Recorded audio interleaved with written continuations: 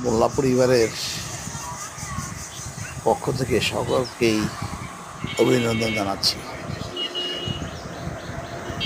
আমাদের স্মৃতির পাতা থেকে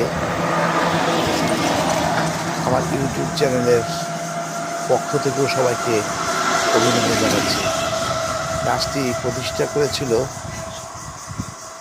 1984 সালে মোল্লাবাড়ির কৃতি সন্তান আহমদ শরীফ শোভন এবং সুমন মোল্লা।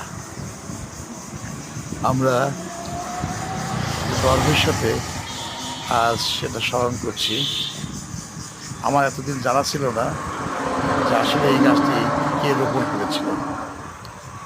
আপনারা দেখতে পাচ্ছেন মোল্লাবাড়ির রাস্তার ঠিক শুরুতেই এই গাছটি রোপণ করা হয়েছে। আমি যারা গাছটি রোপণ করেছে এই গাছটিকেই আমাদের চারিদিকে বাধাই করার একটা পরিকল্পনা রয়েছে। আমি সবার সহযোগিতা কামনা করছি এবং সবাইকে ধন্যবাদ জানাচ্ছি।